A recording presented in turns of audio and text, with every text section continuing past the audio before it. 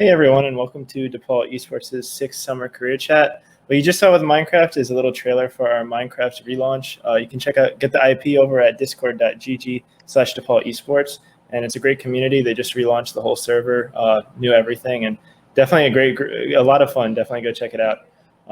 Today I'm joined with Tyler Schrodt, the founder and CEO of Electronic Gaming Federation. Tyler, how you doing? I'm doing well. Thanks for having me. Awesome. Thanks for being here. So just kind of to let everyone know, the way this is going to work is I'm just going to ask Tyler some questions. If anyone has any comments, be it on Twitch, be it on Facebook, feel free to just leave something in the chat and we'll try to get to it as soon as possible. Cool. So just to get right on into it, Tyler, tell us a little bit about yourselves and how you got involved in the gaming and esport industry. Happy to. So I started in the gaming world all the way back in 2000. So originally I was a Counter-Strike 1.6 player back in the days of Cal and CEVO and leagues that mostly don't exist anymore. And so I started out as a player and got into what would be sort of like the equivalent of the semi-pro world at this point. So kind of like the tier 2 world. And then realized that all of my friends that I was playing with were way better than I was. So I moved into a management role so they could continue on without me kind of dragging them down, because I like to think I'm good at video games, but I would say I'm just okay. And then from there, I started to get more involved in the tournament side of things. So running leagues, organizing events and things like that. And then from then until, so I was probably about 10 at the time. But I was also doing a whole bunch of other stuff around like Quake and other games that were pretty popular esports before that was a term. And then when I got into college at RIT up in Rochester, New York, started to run tournaments and stuff as part of my job working for Residence Life and for Student Conduct, primarily on the Residence Life side.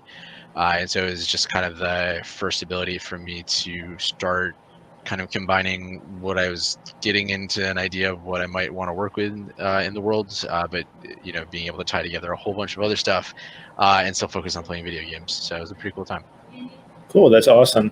I can definitely agree with you. I mean, I'm in kind of the same boat. Obviously, it's for Counter-Strike, but I'm so bad, and I hold all my friends back. So I completely understand that. I was much better at Battlefield 2 for a while, but those are games that kind of go away after a time. There's not very many that are as timeless as CS:GO. CS in general now. No, I agree completely. So kind of going into that, I know you said in college is when you kind of started seeing this as a career. Was there a time that you were like looking into a separate career path and you just kind of transitioned in esports, or were you kind of set and go on that right off the get-go? Yeah. So when I originally went to college at RIT, my plan was to be a theoretical physicist. Because in high school, like, it was my favorite thing in the world. So when I applied to RIT, that's originally what I was planning to go for. And I spent about a year and a half as a physics major before I realized that while I loved the topic and the discussion and learning about physics, I really hated doing it. So I kind of went through that, experience that's very familiar to a lot of college students, where I was like, oh my God, I don't know what I want to do with my life. So I spent the the first half of my second semester meeting with counselors and stuff like that to figure out, like, what am I going to do with my life, and then settled on working in finance and international business. So I made that transition, and then I actually started my first company when I was a sophomore, making longboards as a manufacturer. And so my first business was focused on that world. So there was a dream that was going to be what I was going to do for the rest of my life, because I love the skating community and I love being a part of it.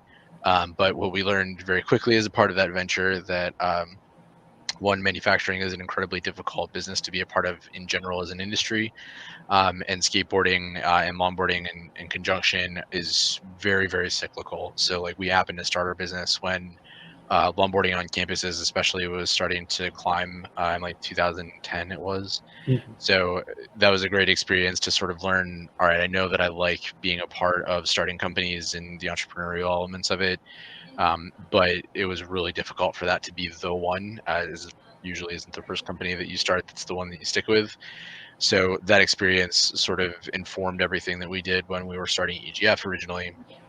And EGF was really kind of a happy accident in a way, because working for Residence Life sort of gave me the platform to start experimenting with what does esports mean on a college campus and what are the possibilities for there. And by the time I graduated with my master's degree in 2015, kind of going all the way through that, we had built enough of sort of the groundwork for what EGF was going to become and what it is now, that we could actually go full time on it.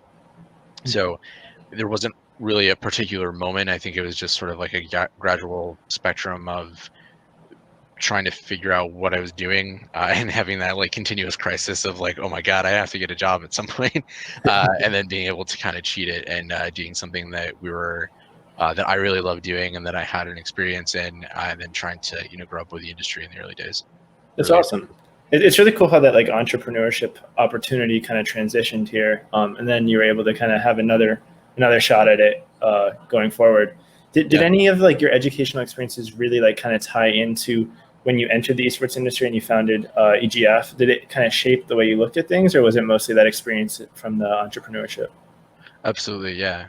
So when I was starting the skateboard company called Enraged Panda, the cool thing about it was because I was going to business classes, which included like marketing, finance, modeling, like everything you can imagine related to like corporate operations primarily. I was able to like go to like a marketing class and learn about a SWOT analysis, and then immediately go home and meet with my business partner and say like, okay, let's go through this exercise for our company and figure out, is this something that we can translate? And if it is, like, what should we be doing around it? So by kind of doing not a dry run, but having some experience there, when we got into planning around EGF, we had a pretty good idea of what we wanted to accomplish from the perspective of what was going to go into the planning facets of it, understanding that there were some fundamental things that you needed, like how are you going to make money and how do you message this, and even the basic stuff of like how do you make a pitch deck for an investor. And then we also got involved with a lot of RIT's entrepreneurial programming. So like they have the Simone Center there, which is focused on preparing students that are starting businesses and things like that. So there were a lot of fundamental skills developed from those classes and those programs that, while not directly focused on esports, definitely gave us a really good idea of what we were going to do, how we might get there, and then it kind of gave us like almost like a soft launch point to start understanding like what the response we were going to get from people in the business world might look like. Because back in it would have been 2013. Esports was not a familiar word to most people, and so when you talked about people playing video games against each other, like it was really hard to prepare for people to just be like, "I don't believe you." And that was an interesting experience. Yeah, it's definitely like a rising field, and I think it's interesting how like in the past, I mean, it was kind of unbelievable, and now it's kind of just like almost a given, becoming more and more given. Rather. And we do have a few questions in the comments that I'll try to address. The first one we have from Ankit Pal. He says, do you have any advice for students who are working on their gaming and classwork balance? Yes. Make sure you do both. The trick that I used was something that I learned from, I don't know, probably some blog that I learned was reading at the time, where if you know that you have like a whole week worth of schoolwork or classes or whatever, to one, make sure you have a pretty well established calendar. And then when you actually get into like the work outside of class, so homework and essays and all that kind of stuff, I used to do like an hour of work for a half hour of gaming ratio, and then ultimately make sure that work came before the gaming side. So if it was between like playing an hour of Counter-Strike or sleeping, that was a slightly easier decision, not always the right one. But that type of thing really kind of put it in perspective. How much time am I spending on these different things? And then being able to kind of like, if you wanted to go back and chart out, like I spend this much time on video games versus homework, and I know that like I need to either make some changes or things are going really well, so you can kind of continue with those good habits. Yeah, no, I definitely agree with that. I mean, just being on a varsity Rocket League team and continuously needing to practice, I usually, I mean, I don't want to admit it, but I usually end up sacrificing like an hour or two of sleep just to get in like a little bit of gaming at night. That'd be my best advice, kind of as well. I'm kind of just, but sleep is the number one thing, so balance it out. And then Ankit does have one more question. It's how can students with an interest in esports get involved with the esports industry, even if they aren't necessarily in the tech or computer science fields? I think the beauty of esports is that it applies to basically every field in one way or another. I mean, like teams need marketers just as much as they need, website developers and things like that. And obviously game publishers are a whole different world. So because there's now so many different ways to get involved, it makes it really easy, kind of regardless of the background you have, But to get started, the two things that I found to be really effective is one, be really actively involved in your collegiate esports scene, whether it's a club or a varsity team or whatever. Be willing to volunteer your time and invest the effort into being a part of that so you can kind of build some experience around it. And then also make sure that if there's ever like local events that you can go to, that you spend time there, and that you kind of like you'd find an internship anywhere. Teams, especially at like the tier 2 level, are always looking for people to help out. So just being able to get in front of people, contribute something of value to their work, obviously build your resume, and most importantly, build your network as a result of that, is a really good way to start pursuing opportunities, especially because a lot of teams employ college students for, social media things, analysts, video editing, like all those sorts of manners of things. And those are great ways to break in, and also make sure that you've got a couple people within the industry that you can ask for advice if you're trying to find a full-time position after you graduate. Yeah, I really like that advice, and I completely agree with you. It is like a very broad scope. I try to think of esports almost like a traditional sport. Like if we look at baseball, I mean, you don't just need to be in athletics to get into baseball. Of course, there's like media and there's statistics and there's all sorts of other things that go into it. So I think it would be very comparable to that. Cool. But yeah, thank you so much for your questions, Anki. Very much appreciated. So kind of going back to what we were talking about before and kind of your entrance into the esports industry, was there anything that you kind of wish you had known before you entered the field? Was there anything that really caught you off guard? Yeah, that's kind of... I think at the time, one of the things that I was not really expecting is just how hard it would be to bridge the gap between someone who grew up with gaming as a part of their life and someone who had never picked up a controller, and to understand the dynamics between those two groups of people, and ultimately how to make sure that if you wanted to accomplish something like getting a university to build an esports program, that you need to be able to speak both languages. And I think that's still true today to a different degree because, like you said, it's a little bit more, um, there's a higher level of awareness around esports in general. So being able to have a conversation about like what you do for a living or what your contribution to society, as some people would phrase it, is, um, coming in with a little bit more preparation around that and knowledge about what that means to people is really important. And I think other than that, it was just sort of, how community driven esports is even at this point. Like I mentioned how much I love the skateboard industry. The cool thing about that world is, even though it's fiercely competitive and because you go through that boom bust cycle so much, everybody tends to be really communal, almost like a fraternity of sorts. And the same is true in esports, where it's a really close knit group of people in general, because the industry overall is still pretty small, relatively speaking, and that can sometimes work to its detriment. But overall, the ability to come in and be genuine to how much you love gaming, how much you care about progressing the space, and just being really honest about that, are really great ways to make sure that, not only are you finding the right path for yourself within the industry, but you're also positioning yourself to make a positive change, because there's definitely a lot of work to still be done, and that's going to come down to the people that are coming up through high school and college now. Yeah, no, absolutely. I agree. I think moving forward as like, our generation gets older and older, I think it's going to become much more normalized. I mean, I might be wrong about that, but I feel like moving forward, I mean, everyone's going to be kind of growing up with a controller in hand. So definitely should change things a little. Yeah, I've already been training my little nephew how to play Smash. So he's only 3, so like he's not quite pro yet, but he'll get there. Yeah, I know. He keeps at it for like 12 more years. He'll be crazy. Yeah, no problem at all. Yeah, absolutely. So how has the industry adapted to the current pandemic going on with COVID-19, and has it changed anything for better or for worse? I think it's been a pro and a con depending on what part of the industry you're involved with, and then of course, sort of what area you're focused on in general. So I think the pro of it is that there's been, sort of this catalyst for people to pay more attention to esports, because it's one of those unique things that you don't have to be in person. You can be, but you don't have to. And in a weird way, that's where we started and try to get away from and are now coming back to again as a result of this. So the ability to sort of have that level of resilience that gives it the opportunity to like be on ESPN, for example, or something in more regularity that more people get to see it. As an industry, that's been a really positive thing, because now people are starting to normalize it, as you put it.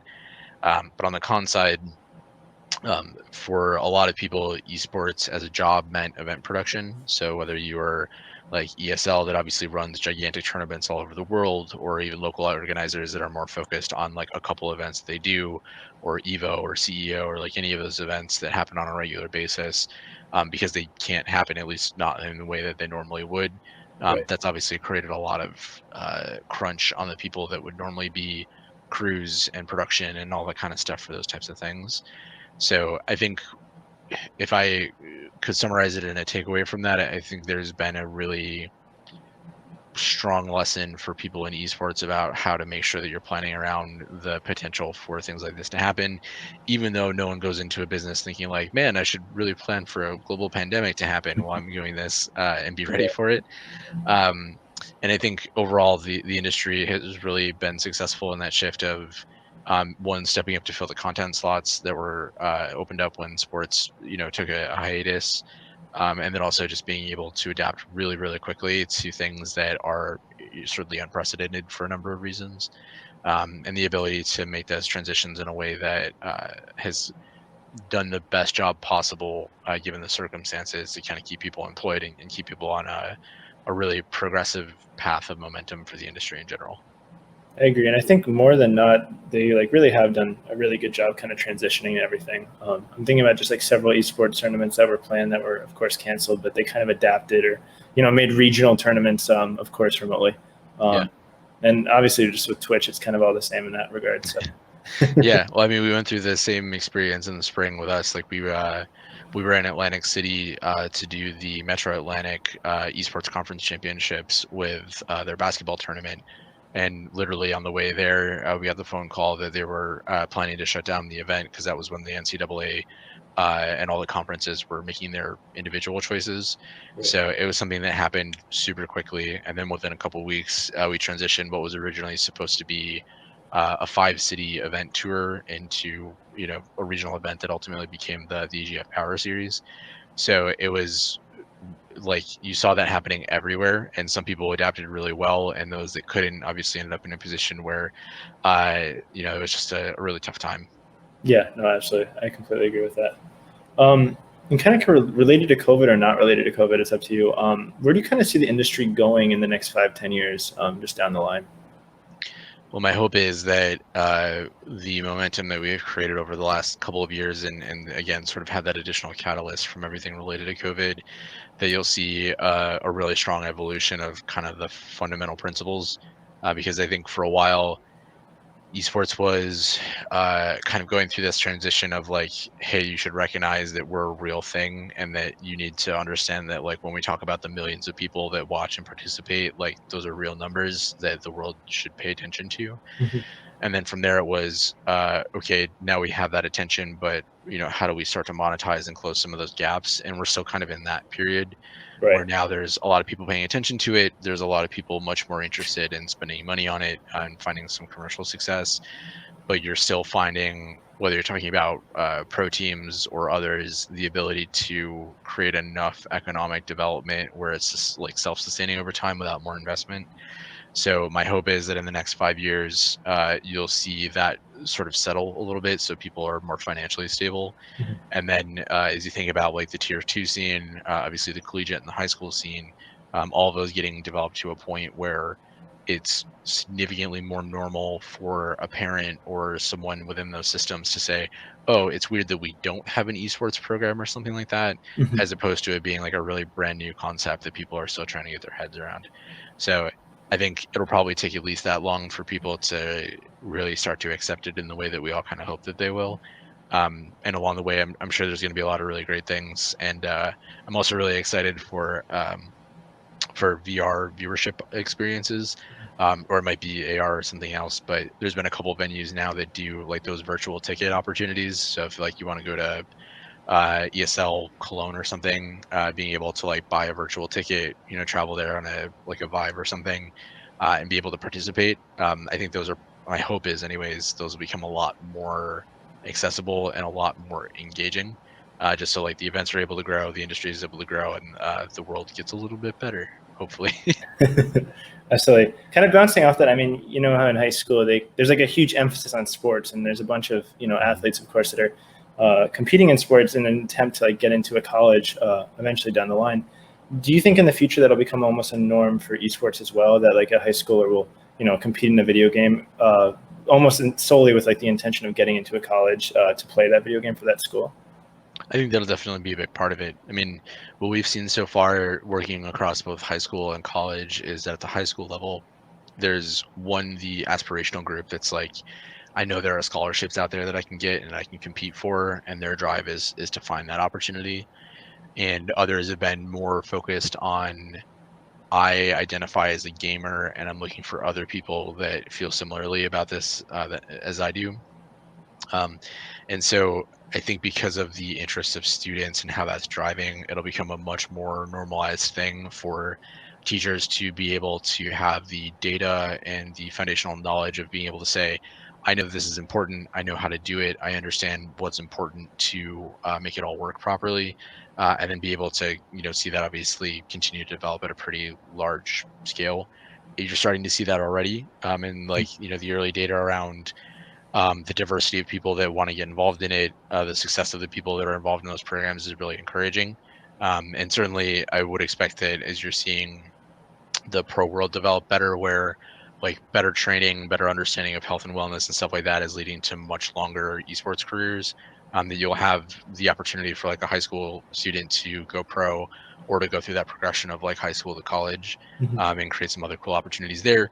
But at the very basic level, like just being able to get involved in those communities, be able to get involved in careers around that esport, even if you're not going to be like a pro Rocket League player or something, still having the ability to stay involved is going to be really important. Cool. Yeah, absolutely. I definitely agree.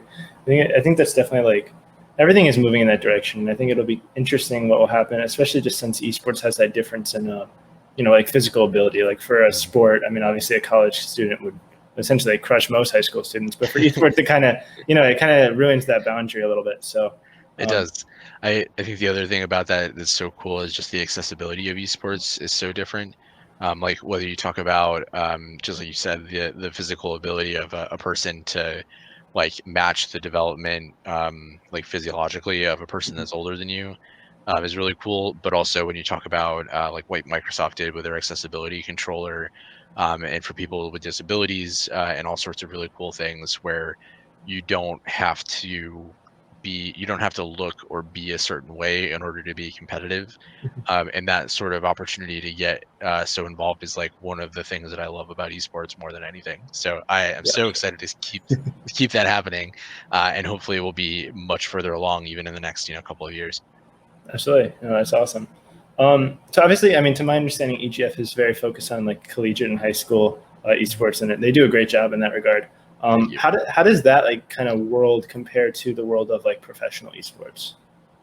There's a lot less money involved. Obviously, like you don't see a lot of news about colleges investing like $20 million in a franchise team, for example. Right. And I think there's almost like a more stable foundation in some ways. So like in the pro world, you've obviously got a couple of those leagues that are franchised. So like when you buy in, you expect that that game is going to be around for a pretty long time. Mm-hmm. But for a game like Counter-Strike or Dota, which is just like chaos year round with team swaps and stuff all the time, there's a really kind of complexity to it where trying to understand how to follow your favorite esports can be a challenge. Even keeping track of which players are on which roster week to week can be a struggle sometimes. But obviously that's where the most people are watching and getting involved in it, so it's really cool to see that develop and start to emulate some of the stuff from the traditional sports world. And I think it's obviously been really successful. And when you look at the collegiate world and the high school world as well, again, it's something that has a slightly lower level of complexity depending on the way that you're looking at it. But you also have the benefit of an institution like DePaul, for example, has been around a long time. It's going to be around for a long time, regardless of what happens in the esports industry. So the ability to be able to move between different games as they come in and out of popularity, which inevitably happens, as well as the ability to invest in esports beyond competition. So talking about like the educational opportunities that we talked about a little bit, or just what it means to be a part of the gaming community, kind of creates this really cool opportunity to be a platform in the same way that a pro world is, but in a more concentrated way that can add more direct impact to an individual life, which is super cool, and something that I certainly love being involved in that world for. And I think it's just going to continue. So my hope is there's going to be a really great relationship between the two going forward, even in the high school, as I mentioned before. But it's still got a little ways to go. Yeah, no, absolutely. That definitely makes sense. And I 100% agree with you that like in professional, there's just like huge amounts of money and sponsorships and stuff being passed around. It's sometimes hard to believe even. Yeah, it's very true. But I think the cool thing about esports at the collegiate level is because it's so student driven, especially as universities are starting to learn what it means to be a part of the esports world, and not trying to force esports to conform necessarily to what they do in like a traditional sports program, for example, has created a really unique opportunity to sort of start from a blank slate and say, if we could take all the knowledge that we've had over the last 100 years, or for whatever the institution's life is, and create something that's new that we would like to kind of check things off of our wish list for.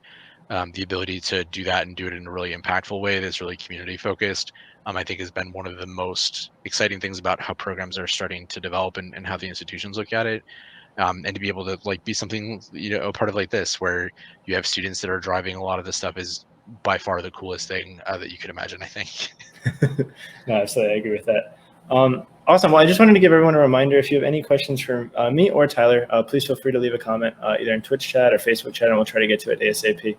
And I know we kind of touched on this a little bit earlier, but what's like a piece of advice you might have for DePaul students looking to get into gaming and esports? And this could be like, I know we had to kind of discuss how to, how to like balance your time with playing and workload, but what if they really wanted to, strive for a similar position to what you're into or something along those lines? Well, I think DePaul students especially are in a kind of a unique position where you already have like a pretty well developed system that's obviously continuing to evolve a lot, and do that on a pretty like progressive basis.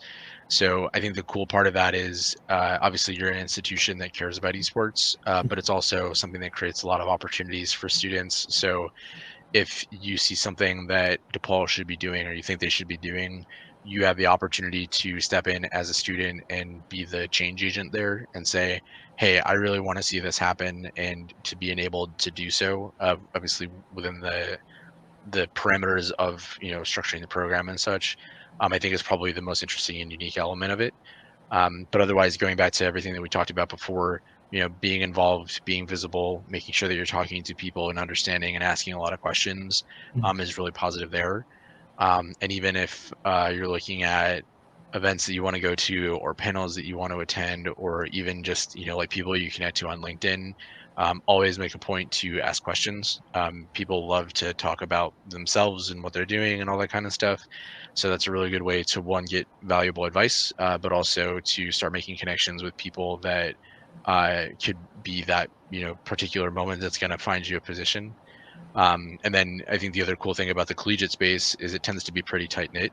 So if you're taking advantage of the leagues that you're a part of, or the clubs that do events with other colleges or anything like that, those have been some really great ways to make sure that you're taking advantage of the network that's available to you, and then also building that experience.